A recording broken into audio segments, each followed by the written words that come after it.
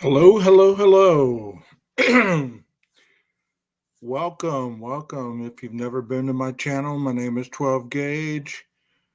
If you've been here before, welcome and welcome back.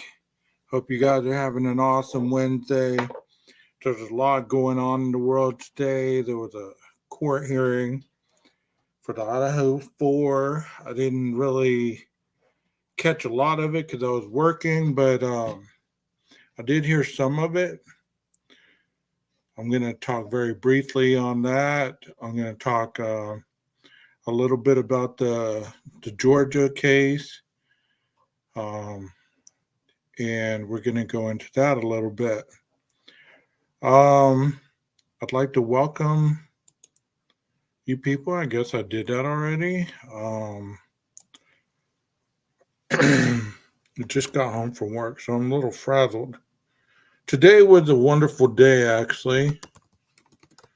Didn't have a lot going on other than I go to an alternative school on Wednesdays, and um, I talk with the kids and I make sure they're doing everything they're supposed to.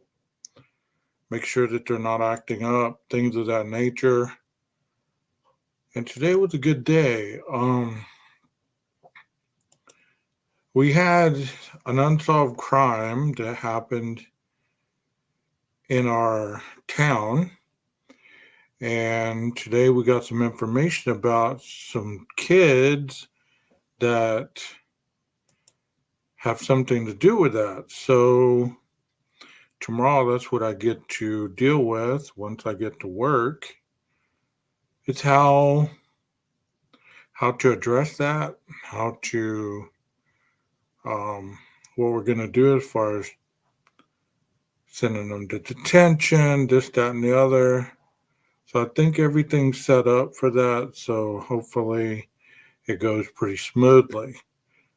You know, when it comes to dealing with juvenile crime, I don't know if you've ever had your child on probation or anything like that, but it's really not as pleasant as it's supposed to be. You know what I mean? It's like, I'm not talking about pleasant, such as it's enjoyable, but for the kids, it's really a time for them to reflect on what they did and how they're gonna do something different. You know what I mean?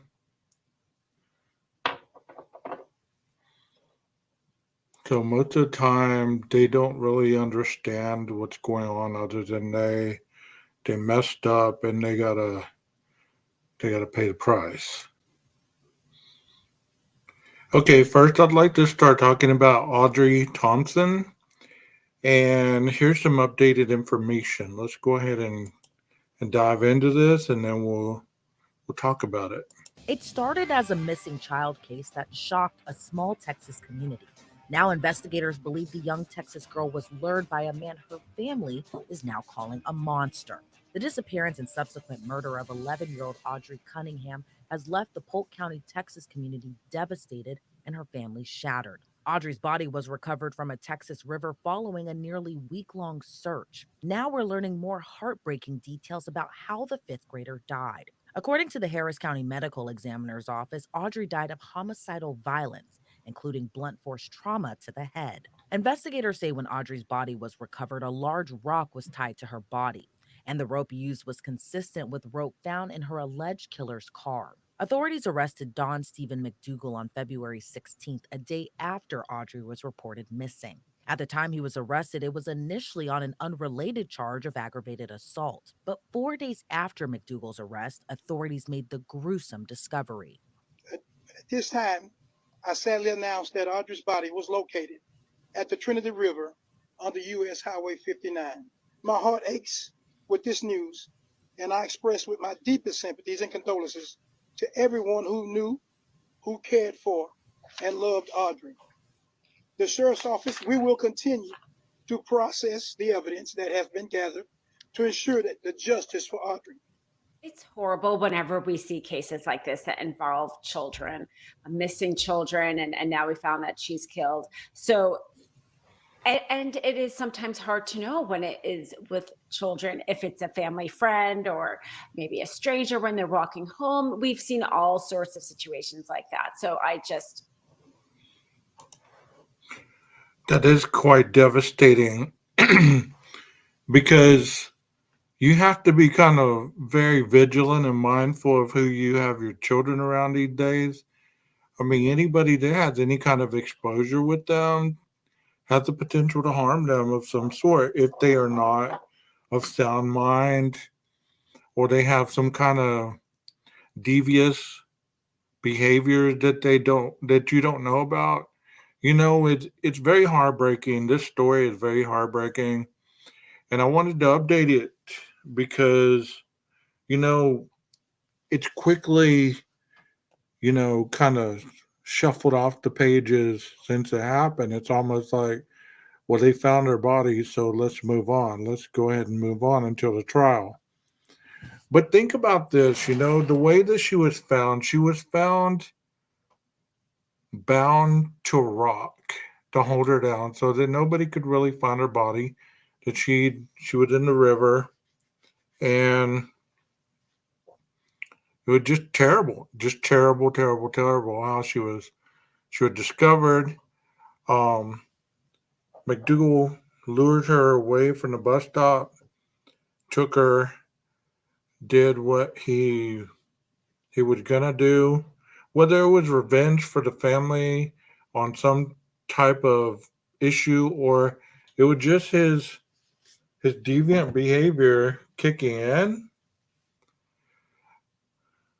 It's just terrible. Let's go ahead and continue to hear what they got to say. my heart was going out to the family. I spoke with attorney and trial consultant Dina Sayegh-Dahl, who says Audrey's final moments must have been filled with complete terror. It's horrible. It's really just unimaginable that this poor young child would have her life ended that way. And they made a point of saying that they weren't going to comment on whether or not she had any other injuries to her body. So we don't really know all that she went through before she was died so gruesomely. And it's disgusting. I mean, violence against women, children, women also, but children in particular is really disgusting. And it's hard to hear such a young child have to suffer in that way. Now, in a shocking new video, we're getting a glimpse of Audrey's alleged killer from jail. Body cam video captures a Polk County Sheriff's deputy at his jail cell prior to his arraignment last week. McDougal was seen completely naked and refused to wear clothes for his arraignment. I ain't got no clothes. Well, put your smock on for No that. dress. Well, come on out here. Well, no, man. Come on, man. Don't disrespect me like I ain't that. wearing no dress. All right, well, wrap up in that. All right, bro. Wrap up in the blanket. Come on. Come on. Go back to bed. Steve, come on. Let her arraign you real quick. Come on. Right. Huh? Well, you got to get up and sign some paperwork. McDougal, while wrapped from the waist down in a blanket, is then taken to the jail's hallway to be arraigned virtually. All right, Mr. McDougal, I'm Judge Richardson. I'm going to read your rights, and we're going to talk about your charge today. You have the right to remain silent, not make any statement at all, and know that any statement that you make can and will be used against you at trial in court. You have the right to have an attorney present to advise you prior to or during the questioning. If you can't afford one, you do have the right to have an attorney present to advise you or during any questioning. You have the right to terminate any interview at any time, and you have the right to examine your trial if you're accused of a felony. Do you understand your rights, Mr. McDougal? Yep. Okay. Do you want a court-appointed attorney, or you going to hire your own? Nope. Which one? I'll get it. You gonna hire your own? Okay. All right, all I need you to do is sign right here for me. Your charge is capital murder and it's a no bond. Okay, thank you. Okay, good enough. Then the seemingly unfazed and now capital murder suspect is escorted back to his jail cell. So how did we get here, and how did this terrible ordeal unfold? Audrey Cunningham was last seen near her home in Livingston, Texas on the morning of February 15th, as her family thought McDougal was taking her down the street to the bus stop. However, she never... How would you, as a parent, and I'm not blaming those parents, okay? Don't get it twisted. Don't start with well, he's victim blaming, this, that, and the other. Don't start all that. Don't do all that. But how would you allow your little girl to be taken to the bus stop by an individual as uncouth as this man appears to be? You know, how would you allow your child to grow trust with an individual who has such a rough demeanor? And I'm not judging him by his tattoos or anything like that, but there's something off about him. You can just feel it. You know, like you're in a jail cell and you're laying there naked. How can you feel that that is okay? How can you feel that that behavior is okay? How can you feel that whoever walks by sees me and I don't care? It's no big deal. You're being arraigned for capital murder. He acted like it wasn't a big deal. Like, oh, this again? This again? You're bugging me with this. You know, you're bugging me with this.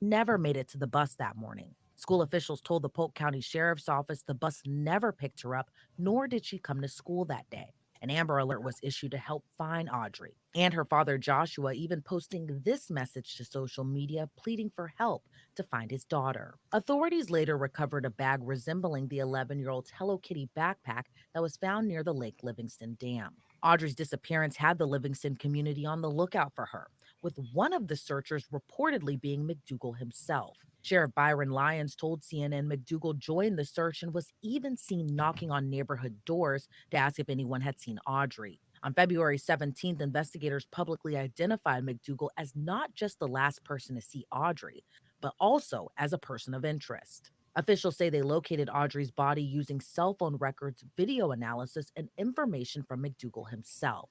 So how did McDougal even come in contact with Audrey? Authorities say he was a family friend of Audrey's father who reportedly walked her to the bus stop from time to time before allegedly murdering her. In a statement released by Audrey's family since her brutal death, her family writes in part, Audrey Danielle Cunningham was lured under false pretenses, which led to a senseless act of violence occurring and ultimately to her death.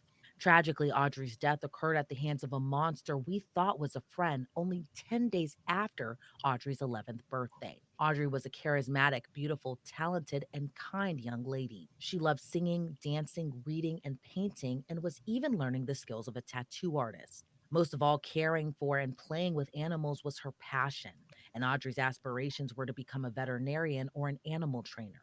The Munch and Cunningham family are devastated and grieving for what happened to our little ray of sunshine, Audrey.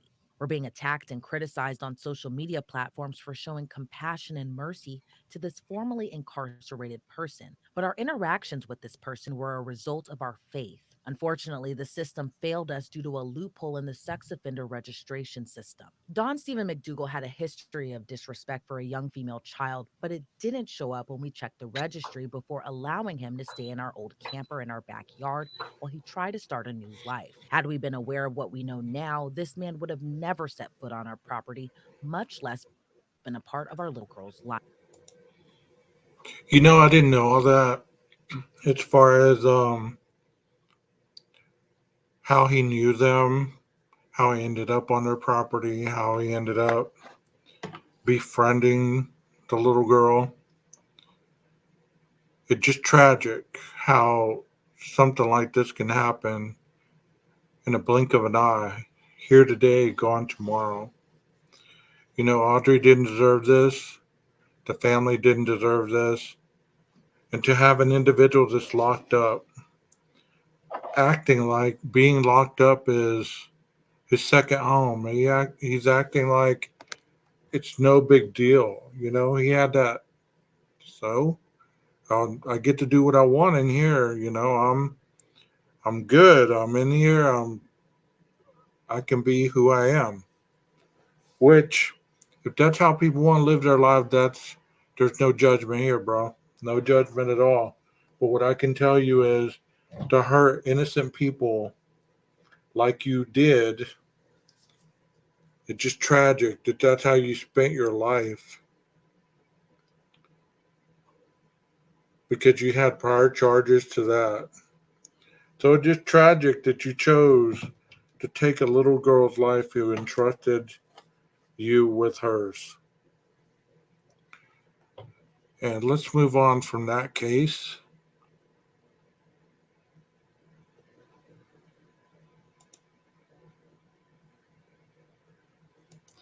And let me find the University of Georgia one that I wanted to show.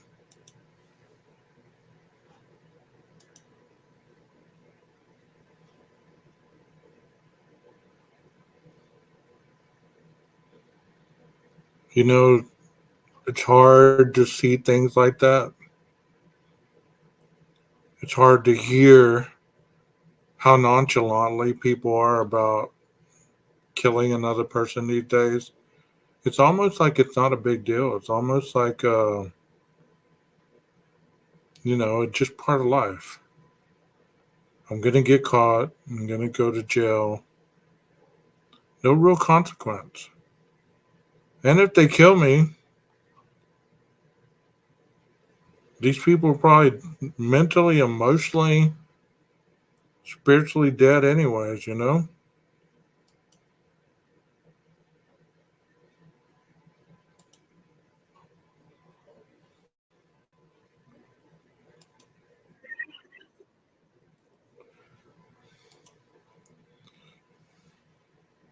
Okay, before I broadcast this, I want to send a shout out for Jay is for Justice podcast. She's a streamer on here on YouTube.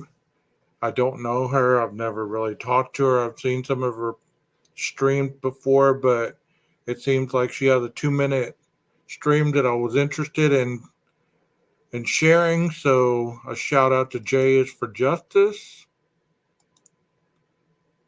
And I'll definitely tag her, let her know that I shared her stuff. And here we go. 1.5 times less. So I encourage you to look at this information. But what I want to leave you with is this notion that the only appropriate number of murders in this community and the number that we are going to be working our tails off every day for is 0. I can say that on behalf of everybody here in the unified government of Athens-Clarke County. You'll have to deport all illegal criminal aliens. I have a number of members of the press here. The only way to do that, sir. And so DA will lose the cases. what I would like is, if you're a member of the press, if you'd identify yourself and the outlet with which you're associated and ask your question. I'd like to answer questions for a little bit. Mayor Kelly, Claudia Kelly Bazan with Fox News. Good morning. Before I ask my question, could you first address the protesters that are here? They're obviously really upset with the situation. If you want to just address them being here and the signs that they're holding, the blood is on your hands, justice for Lake and Riley. I'd say trauma affects all of us. And I understand in the wake of a great tragedy like this, we're all deeply hurt. And everybody expresses their hurt differently. Who voted? Who voted to make Athens-Clarke County a sanctuary city, sir? Who? What's their name? What legislation were you talking about? I'm an old man. My ears can only hear one thing at a time. And so I'm asking you, Claudia, if you'd repeat that question. Yeah. We want to ask questions. You mentioned too. something about legislation earlier. I couldn't hear what you were saying because of the protest. Could you just repeat what you were saying about legislation? I certainly will. There's been no legislation from this government that has created sanctuary city status. I also mentioned the prospect of federal legislation. 8/20/2019. Liar. I need to call on one person at a time. I was a high school teacher for a lot of years, and I got better behavior out of them. And then my final question for you is, 2 public defenders have now given their notice that they're going to be representing Jose Ibarra in this case. What's your reaction to this notion that taxpayer dollars are essentially going to be funding the defense for this illegal immigrant, whether he's found guilty or not? He is here. As a legislator, that set of procedural justice is not in my domain. So you'd have to ask those folks either in public defense or prosecution. Do you have any reaction to that, just being the mayor of the city? Don't at this time. Yes. Mayor Steve Gelbach from WSB TV. Some of their concerns have to do with the 2019 resolution that was passed and signed by you after you came into office. It is entitled in support of immigrants and the undocumented community here, and it does state that all statuses are welcome. Do you want to respond to that? And does that give you say it's only a term and definition, but does that give the impression that this is a sanctuary city? I appreciate that. Okay, as you can tell, there's some upset people, and I don't blame them at all. To have that sanctuary city placed on your city, and then somebody comes in there who you're attempting to help, and they murder a citizen who was born and raised here. And I'm not trying to make this political, just trying to show the indiscrepancies of how easy it is for us not to really decipher who needs to be here and who doesn't.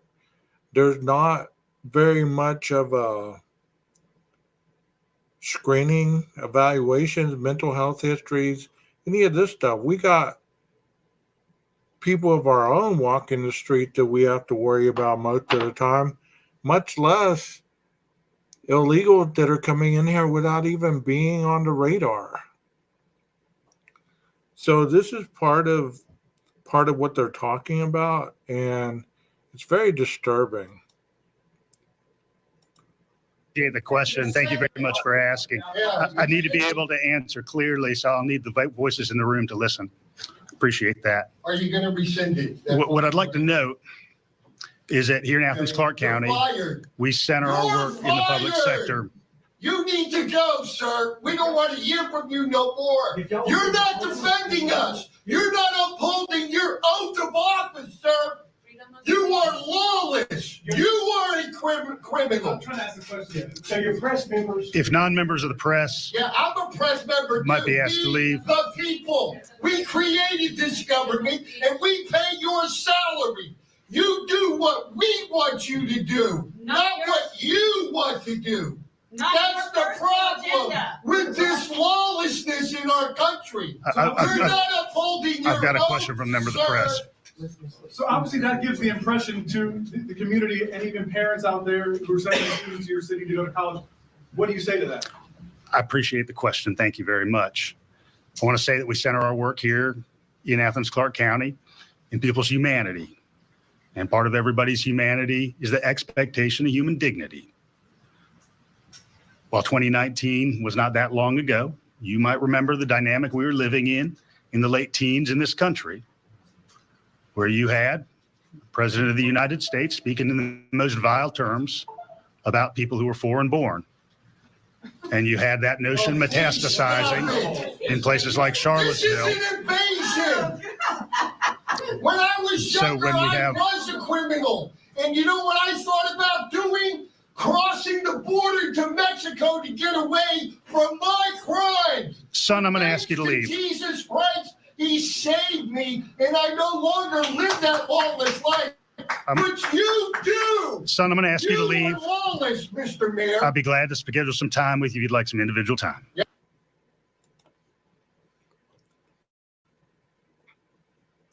That was intense.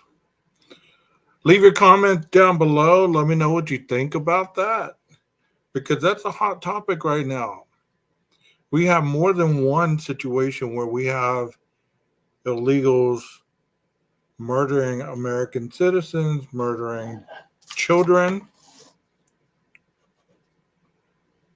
And I'm smart enough to know this, but I assume, I'm going to take that word off the table.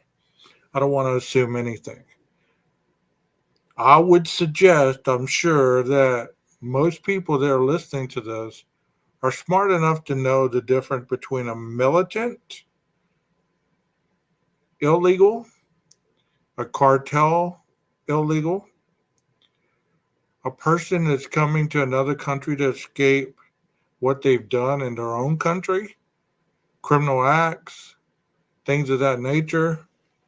Because you know what? Most of the time they hear, come to America, the land of the free, where you can do as you wish, and everything is paid for. So why wouldn't you come to a place like that? I get it. But when they're here, they don't adhere to our laws. Most of them can't read. They can't write. They don't know how to problem solve. All they know is how to get money either legally or illegally and send it back to their home countries. You know, I was in HEB the other day. I don't know if y'all have an HEB where you're from or where you're viewing. That's a grocery store that was founded in Texas. And it's kind of like a Kroger's, Albertson, Thompson, but it's a little fancier. It's kind of Texas based. You know what I mean? Like they say, everything's bigger in Texas. So even our grocery stores a lot of times are humongous when you walk in. That being said, I finished grocery shopping. I got what I needed. I went to the express checkout lane. It said 15 items or less. I had probably 4 or 5 items, if that. In front of me was an illegal man. He was older. You could tell that he'd been out working all day, but he had a cart full of stuff. And he just kept piling stuff on, and he'd turn around, look at me, turn around, look at me. And it took everything I had in me to say in Spanish, hey, can you not read? It says 15 items or less. And that might make me sound like an asshole. But honestly, it's not my job to do that. It was the cashier's job, but obviously he was a young man. Probably didn't want to start any conflict. He may have even asked him in English. The guy just didn't understand him. But at this point in my life, I'm just kind of like, man, people just get away with any little thing they want, like they are entitled and above rules. So you know what I did? I took my 4 items, went to self-checkout, did my deal, and left. Instead of starting conflict. Did I want to? Of course I did. I'm a male. I have a temper just like everybody else. And that day I didn't feel like being fucked with. So, you know, it was just a perfect brew of a storm, and I wanted to tell that guy off. When I'm saying older, I'm not saying older like 70, 80, 90 years old. I'm talking about maybe early 60s, late 50s. That's still older than me.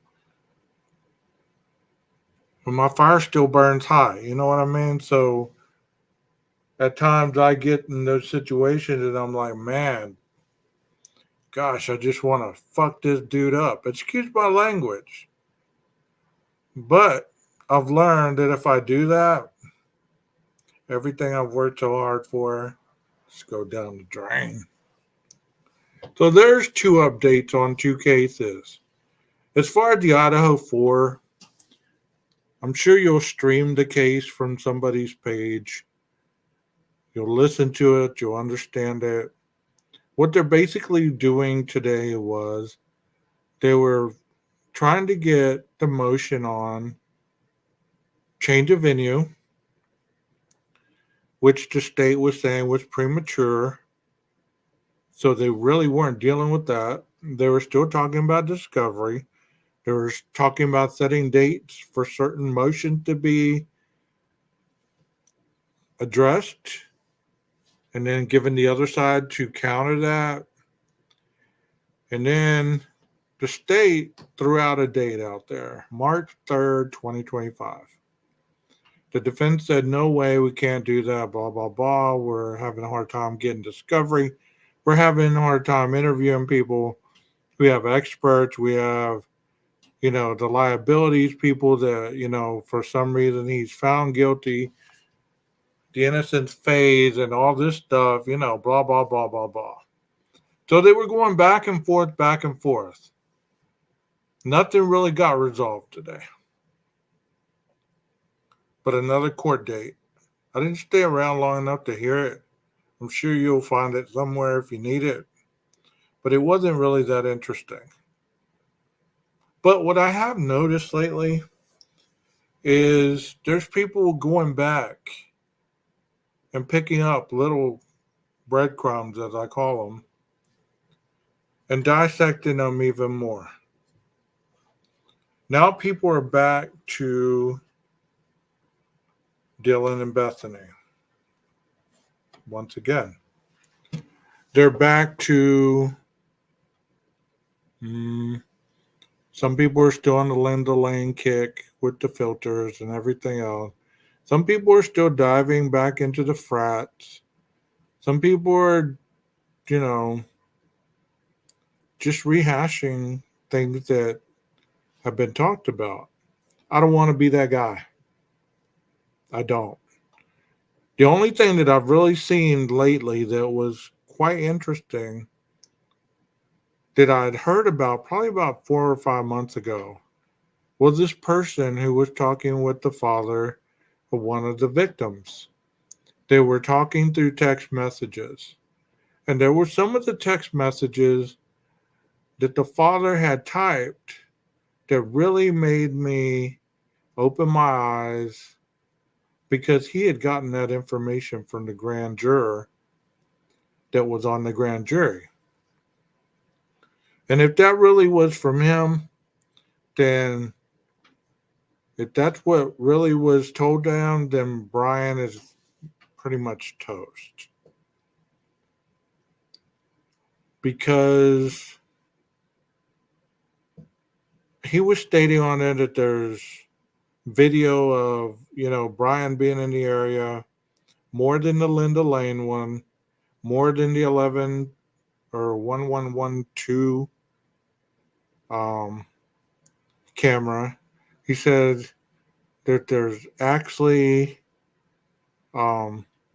video of Brian going in and out. They talked about the naked man. This was discussed in the grand jury, obviously. He said that was true. He discussed about Bethany and Dylan texting back and forth during the whole thing. Even one of the messages that the father discussed, he said, "Did you hear that? It sounded like somebody just got killed." One of the surviving roommates texted that. I don't know how true this stuff is. I read it. It took almost 30 minutes to get through the whole stream of text messages. I think the page is called Character Analysis. She has that on her page. So if she hasn't taken it down, she has that on her page, the whole conversation. So you can go look for yourself. And you know what I'm saying? If it's real, then it's real. And man, this was during the time when Dot was brought into the picture. The father wasn't so sure or certain about Dot. Obviously, he talked to her. They really gave her real name, this, that, and the other. But people have debunked Dot, so I don't know if she's really credible or WSU Chem mom or whatever, or even that Dave guy. But I was listening to another stream last night on Melissa Jade's channel. There's a plug for her channel. And she was playing back a panel that she had with one of the people I just spoke on. Well, this individual, what she was saying, you'll find this information in the text messages. You'll find some of those same type scenarios in those text messages. The father stated in those text messages that the surviving roommate's stories were so unbelievable that some of the grand jurors were asking why they weren't being interrogated further or even in custody. And that's in the text message. So, once again, I'm not saying it's real. I'm not saying it's false. But I know how to read. I know what I see on the screen. And if that's true, that means that what was said in the PCA wasn't as clear or wasn't depicted verbally as it was in the PCA being written. It's just some interesting stuff, man. It's some interesting stuff. He did talk about, the father did talk about the organs being taken out of his daughter and this, that, and the other, that was false. It was reported very, very early on that one of the victims that was found on a third floor, which would have been Kaylee or Maddie, was disfigured to the point of non-recognizing the person because their face was so beat up, I guess. I don't know. I'm not going to say I don't know. I heard that very early on from, who did I hear that off of? I think it was an interview from the father. I think it was the interview where he was discussing how they found both of them on the bed. Yeah. In these text messages, it stated that he went to see his daughter by himself, that the mom could not bring herself to go see the daughter in that condition.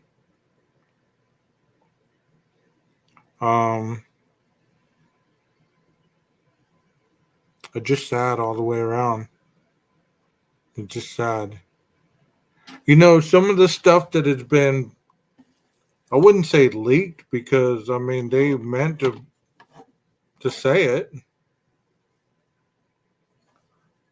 It may not be right on, like, you know, it may not be verbatim what happened, but what if it's in the ballpark? You know, what if it is those missing pieces that everybody's been salivating for?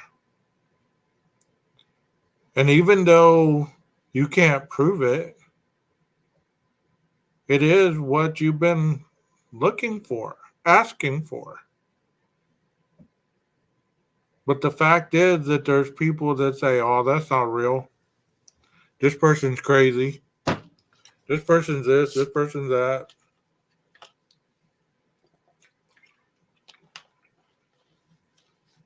Once we get to trial,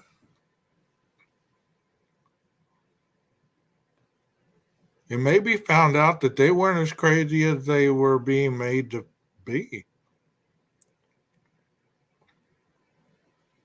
You know, the prosecution said they have 95% of discovery already sent to the defense today. 95%. So they're almost done with sending all the discovery stuff. Meaning that, okay, we gave you everything. We gave you everything. Now you give us what you got. Because I don't know if you realize it or not, but the defense has to give up their stuff too. There's no, I keep mine, you give me yours type stuff. No. It's very, what's the word? Transparent. So both sides know what they're dealing with when they go to court. There's no surprises. There's no, man, I wasn't prepared for this. That's why they're trying so hard to get it so early on.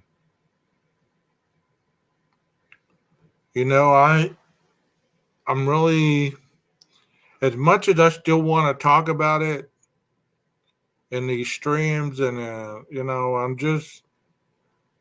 I think I might take a break from it. And if that costs me subs, I'm sorry.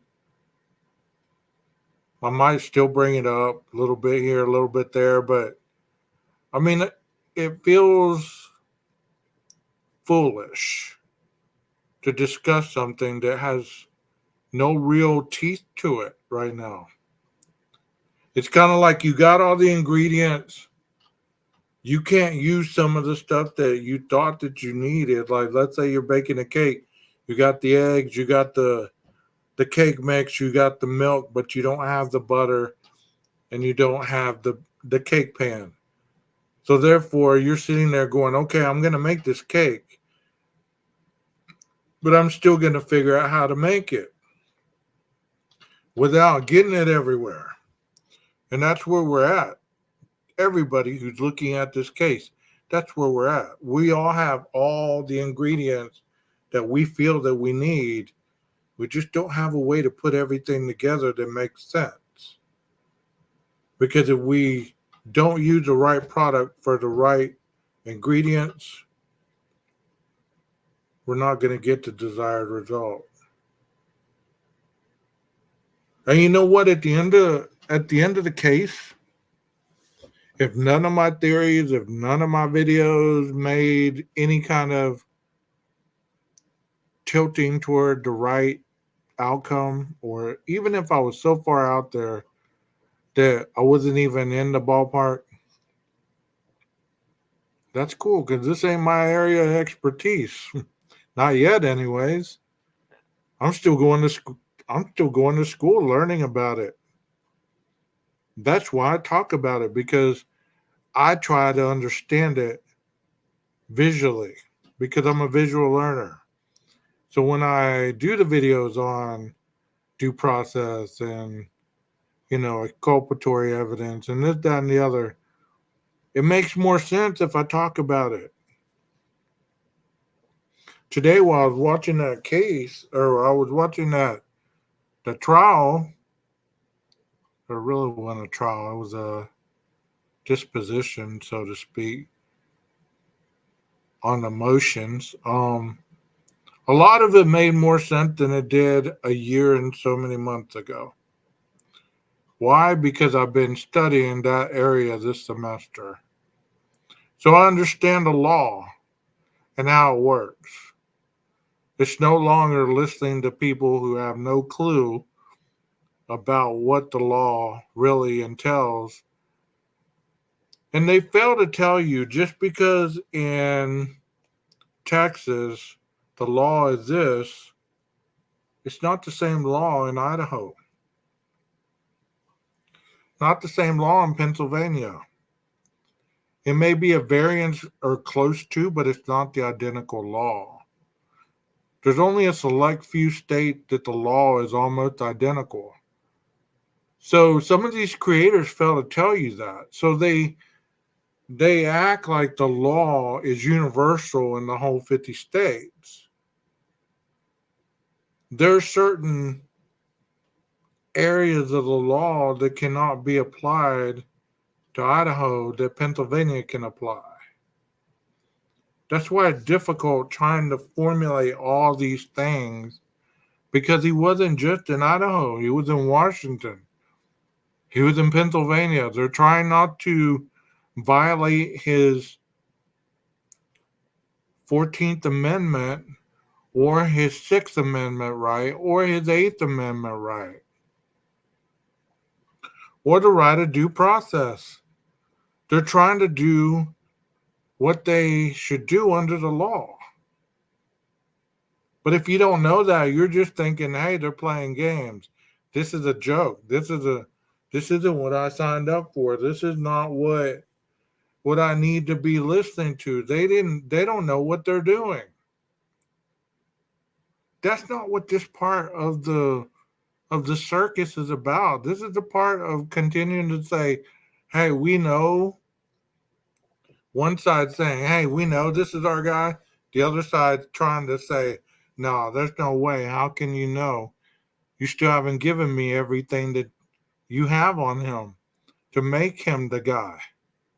And the other side saying, well, yeah, we do. We got a lot of other stuff that eventually you're going to see that this is the guy. Or they've proven that this is the guy. You've seen it's your guy. You've watched the videos. You've seen tapes. You've heard dispositions. You've heard all this stuff. And you're still playing poker. You got your poker face on and you're like, nah, this ain't the guy. Not my guy. Because you're putting so much pressure on them having to prove without a reasonable doubt that your guy is the guy. That's your job. Even if you know your guy's the guy, you still are getting paid to hopefully put up a good defense to cast reasonable doubt that your guy did it. Your guy could have told, well, he couldn't have told her, but he could have, I guess. But you're wanting to get that million. You're wanting to get that money. So therefore, you're going to be like, okay, I'll defend you. Let's see how it goes. 50-50 shot. You're either going to be guilty or not guilty. I'm going to try to get you not guilty and see how far they go with this. They might plea out at the very end. He might just say, you know what? I'll take a plea. I'll tell you what happened. And then if he says, this is my involvement, and his involvement had nothing to do with the killings, then you're back to square one. After all these months, after all these years, you're back to square one. And unless you have an investigation going on behind the scenes, or you're keeping an eye on certain people that you really didn't believe were innocent, you're going to have to start all over with new material. You can't go back into the house and look at it. It's gone.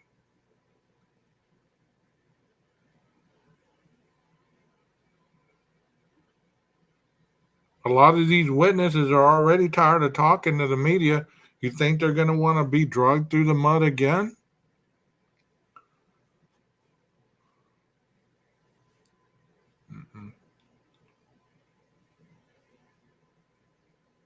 At that point, it will probably go cold.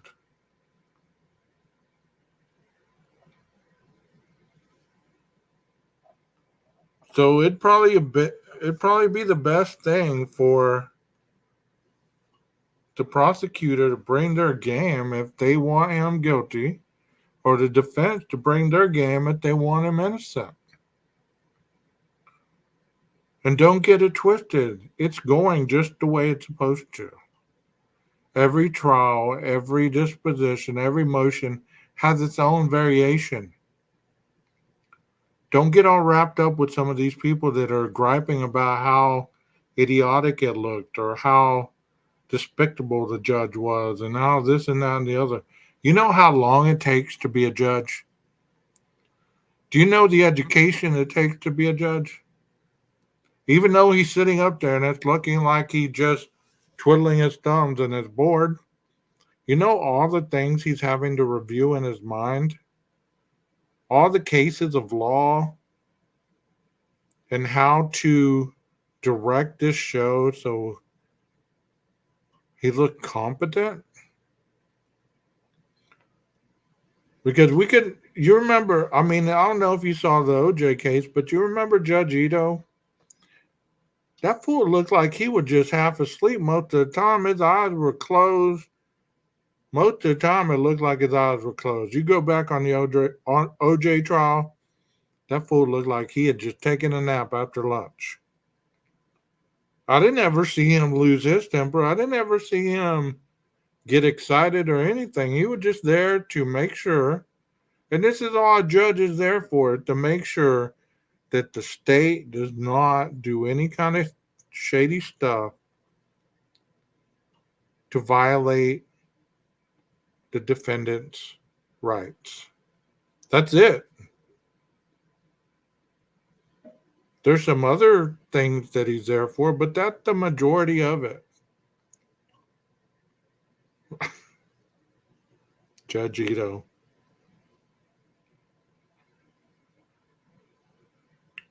So don't get your emotional attachment so much on this. I mean, it's not going to matter to you one way or the other. If he's guilty, he's guilty. If he's not, he's not. If he's guilty, he's going to appeal. He gets an appeal automatically. So that's going to take more time. So there's going to be people pissed off because he gets an appeal. He's guilty. They should shoot him today. It doesn't work that way. And for those that don't know the law or aren't educating themselves on how the judicial system works, and all they do is read Google all day, or they read articles that are written by people persuading you in their opinion or their direction, you're still not going to understand it.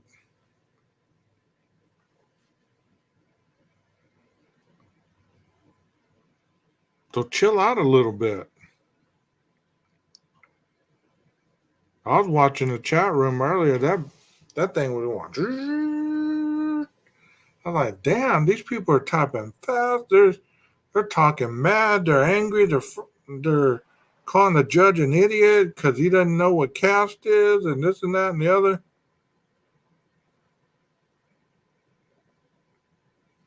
I'm sure everybody was educated on what caste means when they first heard about it. I'm sure everybody in this community was educated on what that meant. They probably had to Google that to find out what the hell that meant.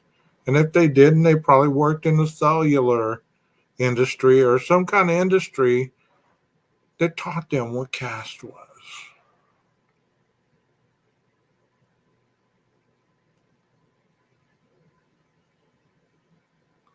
You know, life was happening on November 13th, 2022.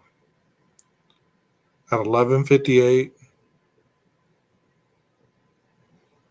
life in Idaho, Moscow, Idaho was going as it was planned to go. 11:59, 12 o'clock. 1, 2, 3, 4, 5, 6, 7, 8, 9, 10, 11, 11:58. At 11:58 in the morning,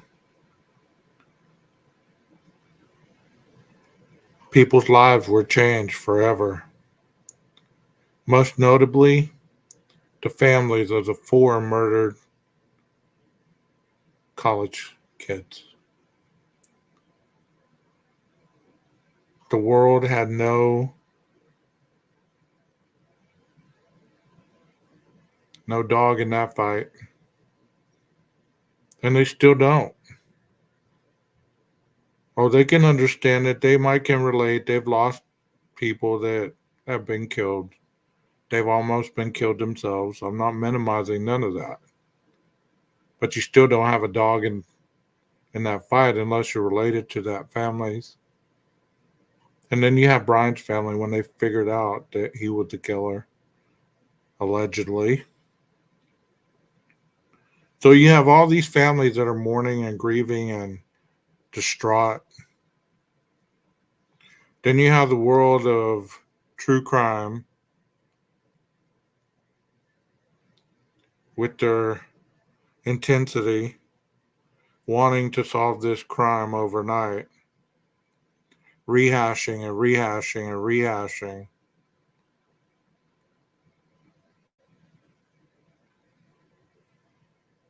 I believe the gag order did worse for this case than it helped, because you notice in the Soto case in San Antonio, they gave you all the updates right out the bat. Once they arrested those people, they gave you all the updates. Ain't nobody speculating on that. This University of Georgia, the Audrey Thompson, they gave you all the information.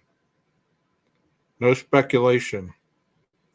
The only cases that have speculation going on and endless rumors and all this other stuff are the ones that are gagged, where you don't have that information.